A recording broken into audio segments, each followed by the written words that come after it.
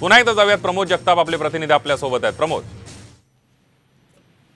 जी बोललं जात होतं की भाजपकडनं खूप मोठं धक्कातंत्र वापरलं जाईल किंवा ज्या चर्चा होत्या की वयाची आड घातली जात आहे भाजपकडनं, ज्यांच्या 2 टर्म किंवा 3 टर्म झाले त्यांना पुन्हा एकदा उमेदवारी दिली जाणार नाही असं बोललं जात होतं। पण कुठंतरी त्या सगळ्यावरती एक प्रकारे पाणी फिरवलं की काय असं म्हणता येईल आपल्याला, कारण भारतीय जनता पार्टीचा जो नारा आहे 400 पारचा, पंतप्रधान नरेंद्र मोदी यांना तिसऱ्यांदा पंतप्रधान करण्यासाठी भारतीय जनता पार्टीकडनं खूप मोठी रिस्क जी आहे ती घेतलं गेल्याचं बघायला नाही मिळालं। संदीप, जे बोललं जात होतं की अनेक ठिकाणावरनं उमेदवारांच्या नावामध्ये बदल केला जाईल, प्रामुख्याने आपण जर बघितलं तर अशा नावांमध्ये बदल केला तर अँटी इन्कम्पन्सीचा फायदा तोटा जो आहे तो भारतीय जनता पार्टीला बसू शकतो, म्हणून कुठे की काय भाजपने खूप मोठी नावं जी आहेत ती बदललेली नाहीत। अर्थात जी नावं बदललेली आहेत त्या ठिकाणी जे सर्वे आले होते त्या सर्वेच्या अनुषंगाने दिलेलं आहे। प्रामुख्याने जर तुम्ही म्हणाल तर संदीप की चंद्रपूरमधनं सुधीर मुनगंटीवार यांचं नाव देण्यात आलेलं आहे। हंसराज अहिर ज्यावेळी मागच्या वेळी 2019ला उमेदवार होते, मंत्री होते, राज्यासारखं त्यांच्याकडे मोठं मंत्रीपद असताना देखील त्यांचा पराभव झाला होता आणि मागच्या 5 वर्षापासून त्यांच्या मतदारसंघामध्ये तेवढा प्रभाव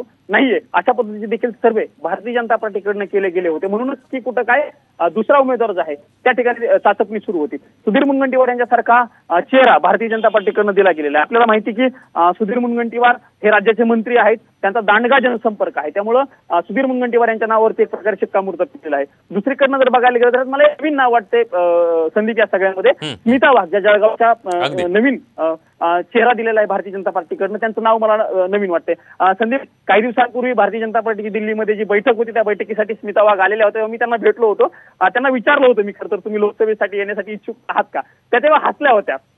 खरं तर तेव्हाच त्यांना पक्षाकडनं तयारी केली गेली, तयारीसाठी सांगितलं गेलं की काय असं आता एक प्रकारे मला वाटायला लागले। आणि स्मिता वाघ यांचं खरं तर नाव जे आहे ते नौख्याने देण्यात आले। स्मिता वाघ यांना आमदारकीचा खूप मोठा अनुभव आहे आणि त्यामुळं त्यांच्यावरती भारतीय जनता पार्टीने एक प्रकारे विश्वास दाखवला असं आपल्याला म्हणता येईल। स्मिता वाघ या गिरीश महाजन यांच्या खूप जवळच्या मानल्या जातात आणि त्याच अनुषंगाने त्यांना तिकीट दिलं गेलंय की काय अशी एक चर्चा सुरू झालेली आहे। इतर नावं पियुष गोयल, मी मगाशी जसं म्हटलं तसं राज्यसभेच्या खासदारांना लोकसभेच्या रिंगणामध्ये उतरवण्याची भारतीय जनता पार्टीची रणनीतीच होती आणि त्याच अनुषंगाने आपण बघितलं तर पियुष गोयल यांना उतरवलं गेलेलं आहे। 6 नावं नवीन आहेत, मी म्हटलं तसं सुजय विखे पाटील यांच्या नावावरती पुन्हा एकदा शिक्कामोर्तब केलं गेलेलं आहे। संदीप, जी बोललं जात होतं त्या ठिकाणी राधाकृष्ण विखे जे राज्याचे मंत्री आहेत त्यांना देखील भारतीय जनता पार्टीकडनं तयारी करण्यासंदर्भात विचारणा केली गेली होती, मात्र पुन्हा एकदा सुजय विखे यांच्यावरती भारतीय जनता पार्टीनं विश्वास दाखवल्याचं बघायला मिळते। पंकजा मुंडे ज्या अगदी प्रमोद, मी तुला थोडंसं थांबवतोय, आपल्यासोबत रामदास तडस आहेत, वर्ध्यातून त्यांचं नाव निश्चित झालेलं आहे, उमेदवारी जाहीर झालेली आहे, पक्षानं पुन्हा एकदा विश्वास त्यांच्यावर टाकलेला आहे। रामदासजी,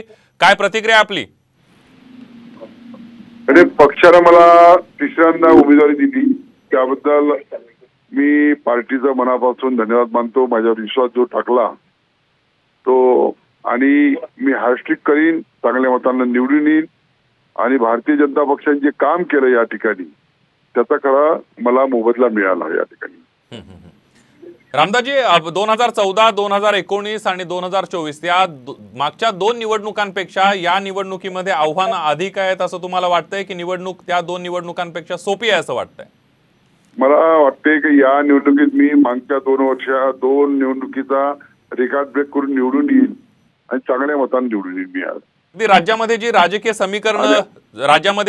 समीकरणं बदललेली आहेत, शिंदेची शिवसेना असेल किंवा अजित पवार हे तुमच्या युतीमध्ये आलेले आहेत, त्याचा फायदा होईल असं वाटतंय मतदारसंघामध्ये? माझ्या वर्धा लोकसभा मतदारसंघाची जे कार्यकर्त्याची जे फळी आहे ते एकदम चांगली फळी आहे, ज्यांनी आजपर्यंत आमदार, खासदार, त्याच्यानंतर जिल्हा परिषद, पंचायत समिती, नगर परिषद सर्व निवडून आणल्या, तेव्हा मला पूर्ण भरोसा आहे की मागच्या 2 निवडणुकीपेक्षा मी जास्त मतांनी निवडून येईल।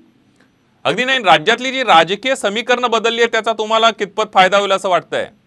नाही, मला फायदा होईलच आणि या देशाचे प्रधानमंत्री नरेंद्र मोदीवर विश्वास टाकून यावेळेस फार मोठ्या फरकाने मी निवडून येईल आणि देशात सुद्धा 400च्या वर खासदार निवडून येईल। अगदी रामदासजी, धन्यवाद, तुम्ही साम टीव्हीशी बोललात त्याबद्दल। आपण बघितलं वर्ध्यातून ज्यांची उमेदवारी जाहीर झाली आहे ते विद्यमान खासदार रामदास तडस आपल्या सोबत होते आणि 2014-19 पेक्षा यावेळी अधिक मताने निवडून येईल असा विश्वास त्यांनी साम टीव्हीशी बोलताना व्यक्त केला।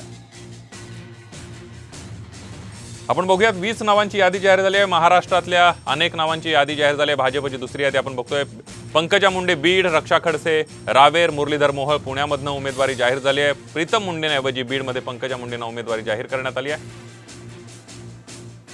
नितीन गडकरी यांना नागपूरमधून पियुष गोयल, उत्तर मुंबई गोपाळ शेट्टींऐवजी पियुष गोयल, सुधीर मुनगंटीवार यांना चंद्रपुरातून तिकीट देण्यात आलेलं आहे। मुनगंटीवार हे विद्यमान राज्य सरकारचे मंत्री आहेत। अहमदनगरमधून सुजय विखे पाटील, माढ्यामधून रणजित निंबाळकर, सांगलीमधून संजय काका पाटलांना तिकीट देण्यात आले। तिन्ही विद्यमान खासदार आहेत। पक्षानं पुन्हा एकदा त्यांच्यावर जबाबदारी सोपवलेली आहे। नांदेडमधून प्रताप पाटील चिखलीकर, कपिल पाटील हे भिवंडीमधून, लातूरमधून सुधाकर शृंगारे, तिन्ही सुद्धा हे विद्यमान खासदार आहेत। भाजपनं पुन्हा एकदा त्यांना संधी दिलेली आहे।